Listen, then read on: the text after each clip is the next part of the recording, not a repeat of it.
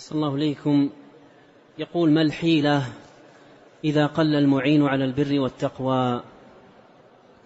الحيلة أولا الدعاء. أحد التابعين الآن نسيت اسمه وحديثه في السنن يقول: أقبلت على المدينة فقلت اللهم ارزقني رفيقا صالحا، فرزقني الله بأبي هريرة ورافقه واستفاد منه. فالدعاء تسأل الله سبحانه وتعالى أن يرزقك الرفيق الصالح، هذه من الدعوات المهمة، أن يرزقك الرفيق الصالح، الأخ المعين على طاعة الله سبحانه وتعالى. وإذا وجدت هذا الرفيق لا تفرط فيه، لا تضيعه. أحيانا تضيع الرفيق بكلمة قاسية تكون منك، بجرح لمشاعره، بتعد عليه إلى غير ذلك.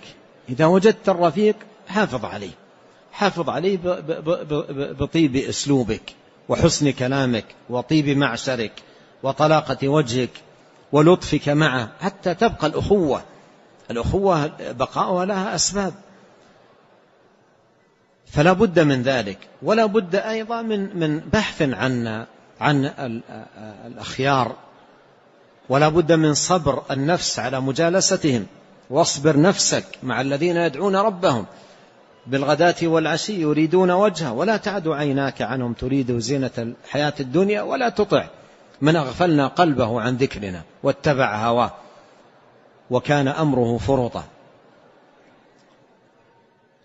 وعلى ذكر الأجهزة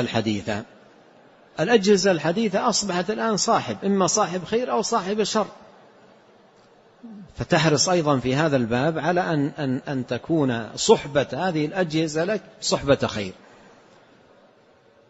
لا صحبة شر. وهذا من خلال النوافذ التي يدخل إليها المرء من خلال هذه الأجهزة، إما نوافذ خير أو نوافذ شر والعياذ بالله. نعم.